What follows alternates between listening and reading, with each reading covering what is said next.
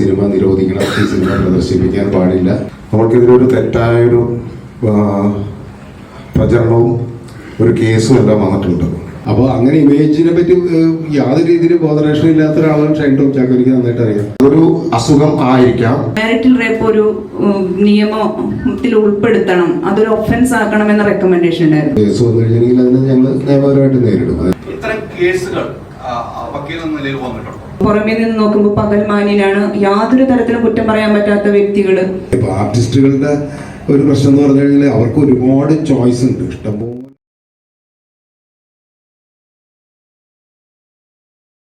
എൻ്റെ പേര് ഷെല്ലിരാജ് എന്നാണ്. വിവേകാനന്ദൻ വയറിലാണ് എന്ന സിനിമയുടെ പ്രൊഡ്യൂസർമാരിൽ ഒരാളാണ്. എന്നോടൊപ്പം ഈ പേരിലുള്ളത് കമൽ സാറുണ്ട്, ഡയറക്ടർ നസീബ്, അതുകൂടാതെ ഞങ്ങളുടെ അഡ്വക്കേറ്റ് പ്രിയാന്തൻ. നമ്മളിവിടെ ഈ ഒരു പ്രസ് മീറ്റിൻ്റെ ഒരു പ്രസക്തി എന്താണെന്ന് വെച്ച് കഴിഞ്ഞാൽ നമുക്കെതിരൊരു തെറ്റായൊരു പ്രചരണവും ഒരു കേസും എല്ലാം വന്നിട്ടുണ്ട്. ഈ ഒരു പടം സമൂഹത്തിൽ പുരുഷന്മാർക്കെതിരാണെന്നും സ്ത്രീകൾ നിയമം കയ്യിലെടുക്കാനുള്ള സാധ്യതകളുണ്ടെന്നും അങ്ങനെയുള്ളൊരു തെറ്റായൊരു പ്രചരണം വന്നിട്ടുണ്ട്. അതിൻ്റെ ഒരു ക്ലാരിഫിക്കേഷൻ്റെ ഭാഗമായിട്ടാണ് ഞങ്ങൾ വന്നിട്ടുള്ളത്. എല്ലാവർക്കും നമസ്കാരം. നമ്മളത് ഒരു സ്ത്രീപക്ഷ സിനിമ എന്നുള്ള രീതിയിലാണ് അത് ചെയ്തിട്ടുള്ളത്. സെൻസർ ചെയ്യപ്പെട്ടിട്ടുള്ള സിനിമയാണ്. സെൻസർ ബോർഡ് US സർട്ടിഫിക്കറ്റ് എന്നുള്ള സിനിമയാണ്. ഇത്തരം വിഷയങ്ങൾ ഇന്ത്യയിലെ എല്ലാ ഭാഷകളിലും നിറയെ വന്നുകൊണ്ടിരിക്കുന്നതാണ്. സ്ത്രീകൾക്ക് ഉണ്ടാകുന്ന പുരുഷ സമൂഹത്തിൽ നിന്ന് നേരിടുന്ന പ്രശ്നങ്ങളൊക്കെ ആയിട്ട് ബന്ധപ്പെട്ടിട്ട് ഒരുപാട് സിനിമകൾ ഇതിനു മുമ്പ് ഇറങ്ങിയിട്ടുണ്ട്, വളരെ വർഷങ്ങൾക്ക് മുമ്പ് ഇറങ്ങിയിട്ടുണ്ട്. പക്ഷെ പുതിയ കാലത്ത് ഇത് എങ്ങനെയാണ് സ്ത്രീകൾ ഇതിനെ നേരിടുക, പ്രതിരോധിക്കുക എന്നുള്ളതാണ് നമ്മൾ ഈ സിനിമയിലൂടെ പറയാൻ ശ്രമിക്കുന്നത്. ഓരോ കാലഘട്ടത്തിൽ ഓരോ രീതിയിലായിരിക്കും അവർ പ്രതികരിക്കുക. ഇപ്പോൾ നമുക്കൊരു ലീഗൽ നോട്ടീസ് വന്നിരിക്കണം. അതെന്ന് വെച്ചാൽ പുരുഷ സമൂഹത്തെ അപമാനിക്കുന്ന ഒരു സിനിമയാണ്, ഈ സിനിമ നിരോധിക്കണം, ഈ സിനിമ പ്രദർശിപ്പിക്കാൻ പാടില്ല എന്ന് പറഞ്ഞുകൊണ്ട് സെൻസർ ബോർഡിനും ഞങ്ങൾക്കെതിരെ ഒരു പരാതി വന്നിരിക്കണം, വക്കീൽ നോട്ടീസ് വന്നിരിക്കണം. അപ്പോൾ തീർച്ചയായിട്ടും നമുക്കറിയാം, ഒരു കേസ് വന്നു കഴിഞ്ഞെങ്കിൽ അതിനെ ഞങ്ങൾ നിയമപരമായിട്ട് നേരിടും. അതിനകത്ത് യാതൊരു സംശയമില്ല. പിന്നെ തെറ്റായൊരു പ്രചരണം സമൂഹത്തിന്, പുരുഷ സമൂഹത്തിനെതിരെയാണ് എന്ന് ഒരു കാടടച്ച് വെടിവെക്കുന്ന രീതിയിൽ ഒരാൾ വക്കീൽ നോട്ടീസ് അയച്ചിരിക്കുന്നു. ഒരു പുരുഷ സമൂഹത്തിൻ്റെ മൊത്തം അട്ടിപ്പേറാവകാശം ഒരു ഇപ്പോൾ ഈ പരാതിക്കാരന് മാത്രമെന്ന് നമുക്കാർക്കും പറയാൻ പറ്റില്ല. അപ്പോൾ സ്വാഭാവികമായിട്ടും അദ്ദേഹത്തിന് ഏതെങ്കിലും രീതിയിൽ വ്യക്തിപരമായിട്ട് അദ്ദേഹത്തിൻ്റെ കഥയാണെന്നോ അതല്ലെങ്കിൽ അദ്ദേഹത്തെ അവമാനിക്കുന്ന രീതിയിലാണെന്ന് പറഞ്ഞിട്ടൊരു ഒരാളൊരു പരാതി കൊടുക്കുകയാണെങ്കിൽ നമുക്ക് ആ രീതിയിൽ അതിനെ നേരിടുകയോ സംസാരിക്കുകയൊക്കെ ചെയ്യാം. ഇതല്ലാത്തിടത്തോളം സംബന്ധിച്ചോളം ഇതൊരു കള്ള പരാതിയാണ്, അതല്ലെങ്കിൽ ഈ സിനിമയെ ഡീഗ്രേഡ് ചെയ്യാൻ വേണ്ടിയിട്ട് മനഃപൂർവ്വം ഉണ്ടാക്കിയെടുക്കുന്ന ഒരു പരാതിയായിട്ടാണ് തോന്നുന്നത്. നമുക്കെല്ലാവർക്കും അറിയാവുന്നതാണ്. ഇത് കഴിഞ്ഞ കുറേ നാളുകളായിട്ട് സിനിമയിൽ ഏത് സിനിമ വന്നു കഴിഞ്ഞാണെങ്കിലും പല രീതിയിലുള്ള ഡീഗ്രേഡ് ചെയ്യുന്ന രീതിയിൽ നടക്കുന്നുണ്ട്. അത് സിനിമയുടെ ഭാഗമായിട്ട് ഞങ്ങളതിനെ അങ്ങനെ കാണുന്നുള്ളൂ. അതിൻ്റെ സ്പോർട്ടിവ് സ്പിരിറ്റിൽ തന്നെ ഞങ്ങൾ എടുക്കുന്നുള്ളൂ. അതൊന്നൊരു പ്രശ്നമല്ല. പക്ഷേ ഇത് സിനിമയുടെ പ്രദർശന വിജയത്തെ ബാധിക്കുന്ന രീതിയിലേക്ക് ആകുമ്പോഴാണ് മാത്രമാണ് നമുക്കതിന് എതിരെ പ്രതികരിക്കേണ്ടി വരിക എന്നുള്ളതാണ് ആദ്യം ആമുഖമായിട്ട് എനിക്ക് പറയാനുള്ളത്. ഈ സിനിമയിൽ അഡ്രസ്സ് ചെയ്യപ്പെടുന്ന വിഷയം എന്ന് പറയുന്നത് ഒരു മാരിറ്റൽ റേപ്പിനോട് ബന്ധപ്പെട്ടിട്ടുള്ള ഒരു സബ്ജക്റ്റാണ് ഈ സിനിമ കൈകാര്യം ചെയ്യുന്നത്. ആ വിഷയം എന്ന് പറയുന്നത് നിയമം ലാക്വിനെയാണെന്ന് ലീഗൽ ലാംഗ്വേജിൽ പറയും. എന്ന് വെച്ചാൽ നിയമത്തിൽ അഡ്രസ്സ് ചെയ്യപ്പെടാത്തൊരു വിഷയമാണ്. അതായത് കൃത്യമായൊരു ലോ ഇല്ല. അങ്ങനൊരു സംഭവം നടന്നു കഴിഞ്ഞാൽ എന്താണ് ചെയ്യേണ്ടത്, പരാതിപ്പെടാനോ അല്ലെങ്കിൽ അങ്ങനത്തെ കാര്യങ്ങളിലൊന്നും വ്യക്തമായ നിയമമില്ല. പക്ഷെ ലോ കമ്മീഷൻ അടുത്തിടെ ഉണ്ടായിരുന്ന നിയമത്തിന്റെ അമെൻമെന്റ് അല്ലെങ്കിൽ ഭേദഗതി നടത്തുന്ന കാലഘട്ടത്തിൽ ലോ കമ്മീഷൻ കൊടുത്ത റെക്കമെൻഡേഷൻ അനുസരിച്ച് മാരിറ്റൽ റേപ്പ് ഒരു നിയമത്തിൽ ഉൾപ്പെടുത്തണം, അതൊരു ഒഫൻസ് ആക്കണം എന്ന റെക്കമെൻഡേഷൻ ഉണ്ടായിരുന്നു. 2023 നിയമത്തിലും പുതിയതായി അമെൻഡ് ചെയ്ത് വന്ന ഭാരതീയ ന്യായ സംഹിതയിലും ഈ വിഷയം ഒമിറ്റ് ചെയ്യപ്പെടുകയാണ് ചെയ്യുന്നത്. അത് അങ്ങനെ നോക്കുമ്പോൾ ഈ സിനിമ എന്ന് പറയുന്നത് കാലിക പ്രസക്തമായ ഒരു സിനിമയാണെന്ന് മാത്രമേ ഉള്ളൂ. അല്ലാതെ അതിൽ പുരുഷ വിരുദ്ധമാണ് എന്ന് പറയാൻ ഒരിക്കലും സാധിക്കില്ല.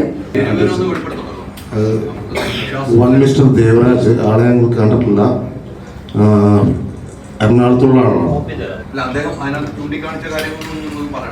അദ്ദേഹം ചൂണ്ടിക്കാണിച്ചത് ഇതൊരു സ്ത്രീകൾ നിയമം കയ്യിലെടുത്തു എന്നൊരു പോയിന്റും മൊത്തം പുരുഷന്മാരെ എതിരെ ഉള്ളൊരു പ്രമേയമാണെന്നുള്ള സംഭവം അതായത് അവർ അധിക്ഷേപിച്ചുള്ളൊരു സംഭവമാണെന്നുള്ള കാര്യമായിട്ടാണ് വന്നത്.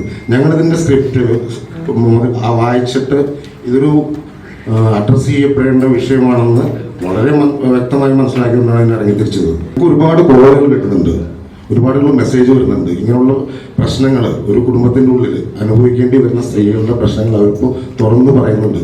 ഒരു പോസിറ്റീവ് കാര്യമായിട്ടാണ് ഞങ്ങൾക്ക് തോന്നുന്നത്. ഇത് അഡ്രസ്സ് ചെയ്യപ്പെടേണ്ടതാണ്, ചർച്ച ചെയ്യപ്പെടേണ്ടതാണ്, പരിഹരിക്കപ്പെടേണ്ടതാണ്. നമ്മുടെയൊക്കെ പെൺകുട്ടികൾ, നമ്മുടെയൊക്കെ മക്കൾ ഇനിയുള്ള സമയത്ത് ഇങ്ങനെയുള്ള പ്രശ്നങ്ങളുണ്ടെങ്കിൽ അവരെ പ്രതികരിക്കാൻ പ്രാപ്തരാക്കേണ്ടതാണ്. ഇത്തരം കേസുകൾ ഇപ്പം ഈ സിനിമയായിട്ട് ബന്ധപ്പെട്ട പ്രമേയം, ഈ സിനിമയുടെ പ്രമേയം നമുക്ക് മനസ്സിലാകും, നമ്മളെല്ലാവരും കണ്ടാണ്. ഇത്തരം കേസുകൾ വക്കീൽ എന്ന നിലയിൽ വന്നിട്ടുണ്ടോ? ധാരാളം വന്നിട്ടുണ്ട് ഇത്തരം കേസുകൾ. ഈ അടുത്ത് ധാരാളം പെൺകുട്ടികൾ മുന്നോട്ട് വരികയും ഇത്തരം കേസുകൾ ഫയൽ ചെയ്യാൻ ആവശ്യപ്പെടുകയും ചെയ്തിട്ടുള്ളതാണ്. അത് പുറത്തു പറയാൻ പറ്റാത്ത വിധത്തിൽ, അപ്പോൾ വളരെ രഹസ്യമായിട്ടാണ് അവർ വന്ന് അങ്ങനെ പറയും. ഫാമിലിയിൽ നിന്ന് തന്നെ സപ്പോർട്ട് കിട്ടാത്ത ഒരു സാഹചര്യം. പുറമേ നിന്ന് നോക്കുമ്പോൾ പകൽമാന്യനാണ്, യാതൊരു തരത്തിലും കുറ്റം പറയാൻ പറ്റാത്ത വ്യക്തികൾ. അത്തരം ആൾക്കാർ അല്ലെങ്കിൽ ഒരു പ്രൈവറ്റ് സ്പേസിൽ പെരുമാറുന്ന വൈകൃതങ്ങൾ, പെർവേർഷൻസ്, അത് പറഞ്ഞാൽ ആരും വിശ്വസിക്കാൻ തയ്യാറാവാത്ത സാഹചര്യങ്ങൾ. അങ്ങനെ വരുമ്പോൾ നിയമത്തിന് ഒരു പരിരക്ഷ ലഭിക്കുകയില്ല. കാരണം അതൊരു ഒഫൻസ് അല്ല. ഒരു പരാതി കൊടുത്താൽ അതിനൊരു കൃത്യമായ റെമഡി കിട്ടില്ല. പോലീസുകാരായാലും പറയാം ഇതിലൊക്കെ എങ്ങനെ കേസെടുക്കും എന്ന് മാത്രമേ പറയൂ. ഒരാളെ അടിച്ചാൽ പോലും നമുക്ക് കേസെടുക്കാവുന്ന ഈ ഒരു രാജ്യത്ത് ഇത്തരത്തിലുള്ള അക്രമ പ്രവൃത്തികൾ നിയമവിധേയമാണെന്നുള്ളതാണ്. അതുകൊണ്ട് തന്നെ ധാരാളം കേസുകൾ ഈ വിഷയത്തിൽ വരുന്നുണ്ട്. അതിനെപ്പറ്റി ഞാൻ കമന്റ് ചെയ്യുന്നില്ല. മനഃപൂർവ്വം ഡിഗ്രേഡ് ചെയ്യുന്നത് അവരുടെ സ്വാതന്ത്ര്യമാണ്, അല്ലെങ്കിൽ അവരുടെ പെർവേഷൻസ് ആണ്. അതൊക്കെ അവർ ചെയ്തുകൊണ്ടിരിക്കും, അതങ്ങ് നടക്കും. അതിനെപ്പറ്റി നമുക്കറിയില്ല. പക്ഷെ ഞാൻ മാനസികമായിട്ട് തളരേണ്ട കാര്യമുണ്ടെന്ന് എനിക്ക് തോന്നുന്നില്ല. കാരണം ഞാൻ ആദ്യമായിട്ട് സിനിമ ചെയ്തില്ല. ഇത്തരം ഒരുപാട് സിനിമകൾ ചെയ്തിട്ടുണ്ട്. ഇതേപോലെ പരാജയങ്ങളും വിജയങ്ങളും ഒക്കെ ഉണ്ടായിട്ടുണ്ട്. ഈ സിനിമ പരാജയമാണെന്ന് ഞാൻ വിശ്വസിക്കുന്നുമില്ല. കാരണം ഇതിനങ്ങനെ വലിയ സാമ്പത്തികമായ എന്താ പറയുക പ്രശ്നങ്ങളൊന്നുമില്ല. പടം നമുക്ക് എല്ലാവർക്കും അറിയാവുന്നതാണ്. ഇപ്പോൾ മലയാള സിനിമ തിയേറ്ററുകളിൽ സൂപ്പർ സ്റ്റാറുകളുടെ പടമാണ് ആദ്യമായിട്ട് തിയേറ്ററിൽ ആൾക്കാർ കയറുന്നത്. മറ്റൊരുപാട് സങ്കേതങ്ങളുണ്ടല്ലോ നമുക്കിപ്പോൾ. OTT ഉണ്ട്, സാറ്റലൈറ്റ് ഉണ്ട്. ഇതിലൊക്കെ പ്രേക്ഷകർ ഒരുപാട് പേര് ഇത് കാണും. ഈ സിനിമ കാണാൻ വേണ്ടി തന്നെയാണ് എടുക്കുന്നത്. അപ്പോൾ തിയേറ്ററിലും ആൾക്കാർ കാണുന്നുണ്ട്. നിങ്ങളിപ്പോൾ തിയേറ്ററിൽ പോയി കഴിഞ്ഞാൽ തന്നെ നിങ്ങൾക്ക് അറിയാവുന്നതാണ്, സ്ത്രീകളാണ് സിനിമ കാണാൻ വരുന്നത്. പുരുഷന്മാരധികം വരുന്നില്ല എനിക്ക് ഒരു പക്ഷേ. കാരണം വെച്ചാൽ അവർക്ക് തന്നെ ഈ പറയുന്ന ഒരു ചളിപ്പൊക്കെ ഉണ്ടാവാം. പക്ഷെ സ്ത്രീകൾ അത്യാവശ്യം സിനിമ കാണുന്നുണ്ട്. ഒരുപാട് പേര് എന്നെ വിളിക്കുന്നുണ്ട്. അവർ ഇങ്ങനൊരു വിഷയം അഡ്രസ്സ് ചെയ്തതിൽ അവർ നമ്മളോട് വളരെ താങ്ക്ഫുൾ ആണെന്നുള്ള രീതിയിൽ ഒരുപാട് പേര് വിളിക്കുന്നുണ്ട്. ഇപ്പോൾ പ്രൊഡ്യൂസേഴ്സിനെ വിളിക്കുന്നുണ്ട്, എന്നെ വിളിക്കുന്നുണ്ട്, ഷൈനൊക്കെ വിളിക്കുന്നുണ്ട്. അപ്പോൾ സ്വാഭാവികമായിട്ടും ഞങ്ങളെ സംബന്ധിച്ചുള്ള സിനിമ വിജയം തന്നെയാണ്.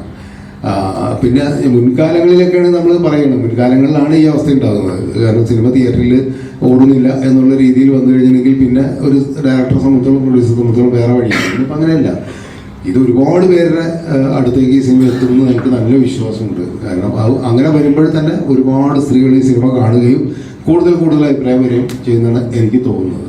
എൻ്റെ പഴയ സിനിമകളെ കുറിച്ചൊക്കെ തന്നെ ഇപ്പോൾ സംസാരിക്കുന്നത് കൊണ്ടാണ്, അതിപ്പോഴും അവരുടെ മനസ്സിൽ കിടക്കുന്നതുകൊണ്ടാണ്. അപ്പോൾ ഒരു സിനിമ കാലാധിപത്യമായിട്ട് അല്ലെങ്കിൽ കാലത്തെ അതിജീവിച്ച് കുറേ കാലം നിൽക്കുക എന്നുള്ളതാണ് ഏറ്റവും പ്രധാനപ്പെട്ട. ആ കാര്യത്തിൽ ഈ സിനിമ വലിയ സക്സസ് തന്നെയാണെന്നാണ് ഞാൻ വിശ്വസിക്കുന്നത്. ആദ്യത്തെ ദിവസങ്ങളിൽ തന്നെ പ്രേക്ഷകർ പോയി തിയേറ്ററിൽ ഒന്ന് കാണണം എന്ന് നമുക്ക് പറയാൻ പറ്റില്ല. അത് സൂപ്പർ സ്റ്റാറിൻ്റെ സിനിമയുണ്ട്. ഇനിയും ഇപ്പം എല്ലാ തിയേറ്ററിലും പടം കളിച്ചുകൊണ്ടിരിക്കുന്നുണ്ട്. ഇനിയും സമയമുണ്ടല്ലോ.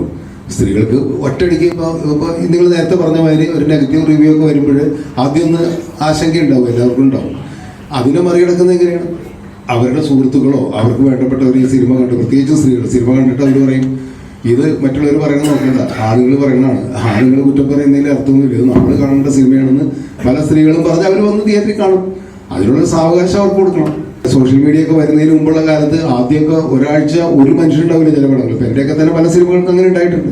ആളില്ലാതെ ഈ സിനിമ പോയി വിചാരിക്കും കൊടുക്കുന്നതായിരിക്കും ചിലപ്പോൾ പിന്നെ വലിയ കളക്ഷനിലേക്ക് വലിയ ഹിറ്റായി മാറിയ കുറേ സിനിമകൾ ഞങ്ങളൊക്കെ ചെയ്തിട്ടുണ്ട്. അപ്പോൾ ആദ്യത്തെ ദിവസങ്ങളിൽ ചിലപ്പോൾ ഈ പറയുന്ന ഒരു സോക്കുണ്ട്. പിന്നെ നമ്മൾ ആരെ ടാർഗറ്റ് ചെയ്യുന്നു, ഏത് പ്രേക്ഷകനെ ടാർഗറ്റ് ചെയ്യുന്നു എന്ന് വളരെ പ്രധാനപ്പെട്ടതാണ്.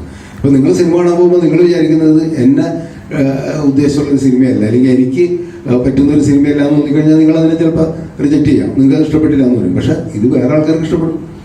അപ്പം നമ്മളെ സംബന്ധിച്ചോളം അതാണ് നമ്മൾ നോക്കുന്നത്. ഏറ്റവും കൂടുതൽ ആൾക്കാർക്ക് ഇഷ്ടപ്പെടുന്നത് എന്താണെന്നുള്ളതാണ് നമ്മൾ നോക്കുന്നത്. അതൊരു അസുഖം ആയിരിക്കാം. അങ്ങനെയുള്ള കാര്യങ്ങളെല്ലാം ഒരു സത്യം പറഞ്ഞാൽ ഒരു സൈക്കോളജിസ്റ്റ് കൂടി ഇന്ന് വേണ്ടിയിരുന്നതാണ്.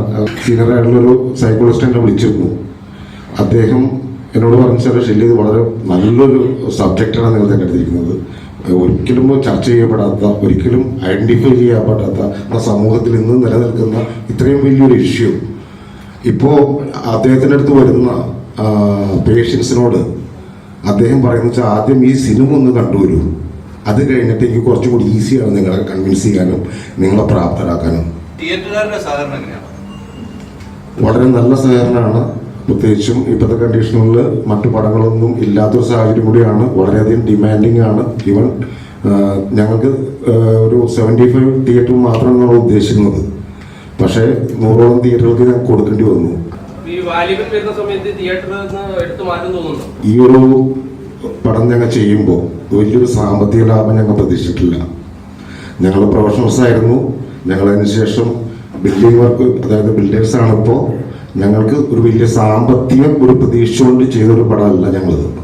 പ്രത്യേകിച്ചും ഇങ്ങനൊരു സിനിമ ഇൻഡസ്ട്രിയിൽ ഇങ്ങനൊരു സബ്ജക്റ്റ്, ഇതേപോലെ ലെജൻഡറി ഒരു ഡയറക്ടർ, പിന്നെ ഈ ഒരു സബ്ജക്റ്റ് അതൊരു അഡ്രസ് ചെയ്യപ്പെടേണ്ട ഒരു സബ്ജക്റ്റ് എന്ന് തോന്നുകൊണ്ടും അതൊരു ആരും ഇതുവരെ ചെയ്യാതിരുന്നുകൊണ്ടും ഞങ്ങൾ ഇതൊരു അറ്റംപ്റ്റ് ചെയ്തതാണ്.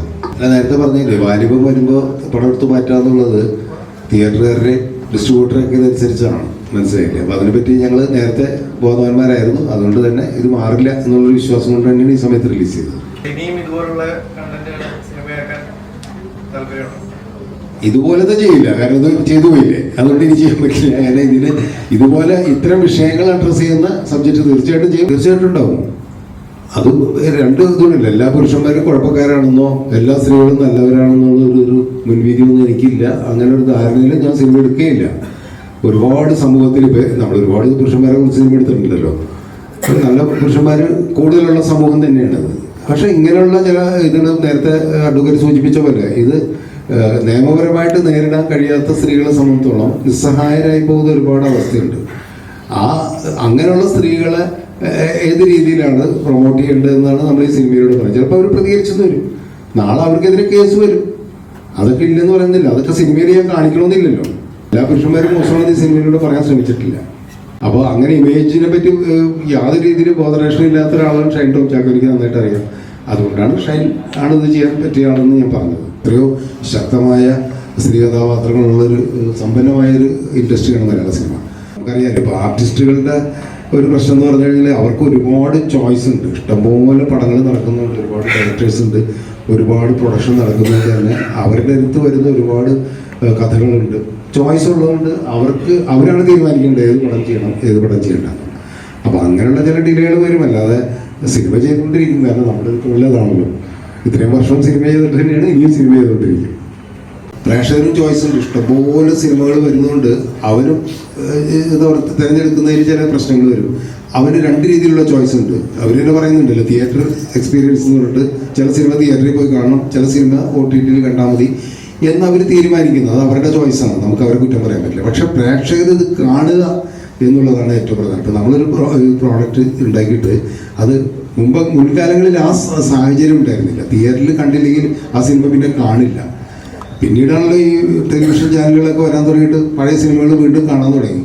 അപ്പോൾ ഒരുപക്ഷെ തിയേറ്ററിൽ വൻ പരാജയമായ സിനിമകൾ ടെലിവിഷനിൽ വന്നിട്ട് ഇത് നല്ല സിനിമയായിരുന്നില്ല, ഇത് എന്തോ ഉടഞ്ഞെന്നൊക്കെ ചോദിക്കുന്ന അനുഭവങ്ങളൊക്കെ എനിക്കുണ്ടായിട്ടുണ്ട്.